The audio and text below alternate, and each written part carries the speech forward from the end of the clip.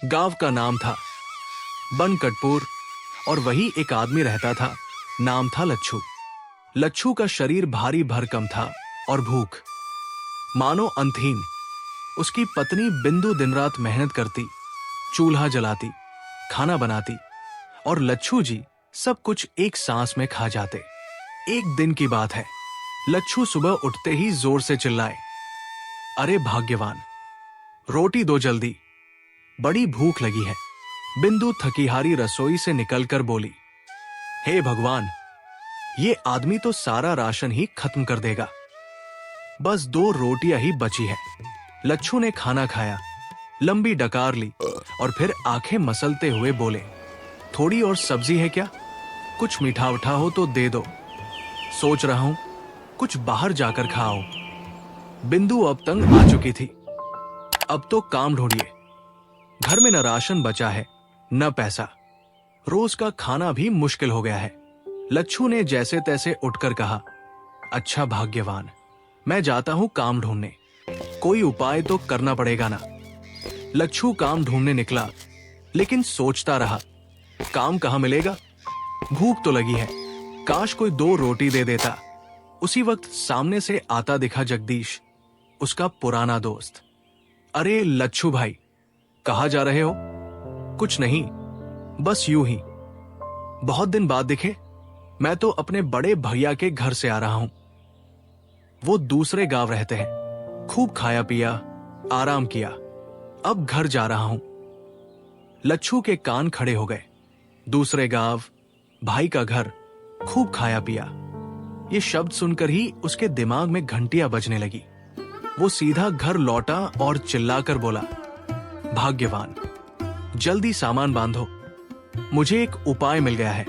हम अपने छोटे भाई के गांव चल रहे हैं। लच्छू और बिंदु बस पकड़कर अपने छोटे भाई के गांव पहुंचते हैं। भाई और उसकी पत्नी रानी उन्हें देखकर खुश हो जाते हैं। अरे भैया, भाभी, आप अचानक?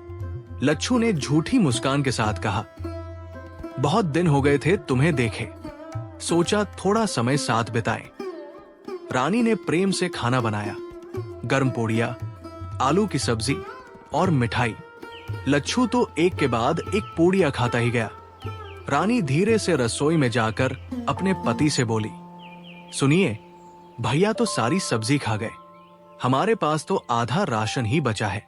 कोई बात नहीं रानी, कहकर भाई बाजार से और सामान ले आया। हर दिन रानी खाना बनाती, बिंदु थोड़ा खाती और लच्छू मानो किसी प्रतियोगिता में हो। एक दिन रानी ने खास हलवा बनाया। लच्छू ने चटकारे लेकर खाया, एक कटोरी, फिर दूसरी, फिर तीसरी, और जब तक 10 कटोरी खत्म नहीं हुई उसे चैन नहीं आया। बिंदु ने समझाया, इतना खाकर मेजबानों का अपमान मत करिए, अब हमें वापस चलना चाहिए। लच्छू ने कुछ सोचा और कहा, ठीक है, अब किसी और रिश्तेदार के घर चलते हैं। भाई और रानी को चिंता होने लगी, भैया जहां भी जाएंगे वहां भूख लेकर ही जाएंगे, क्यों ना इस समस्या का स्थायी हल निकाला जाए। रानी एक सिद्ध बाबा के पास जाती है और अपनी परेशानी बताती है।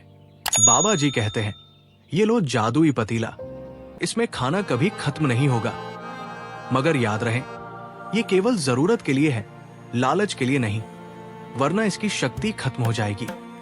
रानी पतीला लेकर आती है और लच्छू को सौंपते हुए कहती है, भैया, ये आपके लिए, अब आप जहां भी जाएं, भूखे नहीं रहेंगे।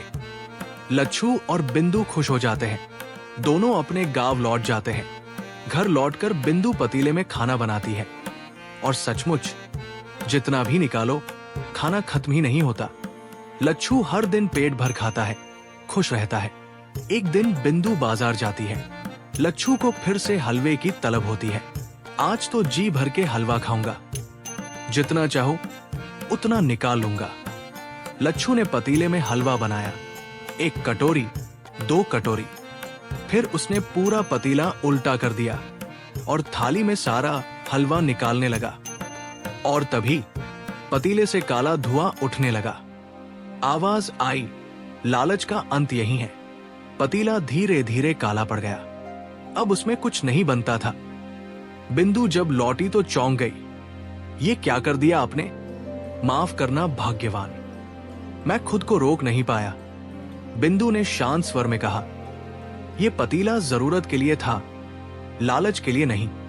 अब हमें मेहनत करनी होगी। उस दिन के बाद लच्छू ने सच में खुद को बदल डाला। सुबह जल्दी उठता, खेतों में काम करता, पैसे कमाता और मेहनत की कमाई से घर चलाता। अब वो कभी किसी के घर जाकर मुफ्त खाने की बात नहीं करता था। लोगों ने भी कहा, देखो लच्छू को, पहले कितना भूख का गुलाम था, अब मेहनत का सम्मान करता है। इस कहानी से हमें यही सीख मिलती है, लालच चाहे खाने का हो या किसी और चीज का, उसका अंत नुकसान में ही होता है। जरूरत की चीजों की कद्र करनी चाहिए और हर किसी को मेहनत से जीवन जीना चाहिए।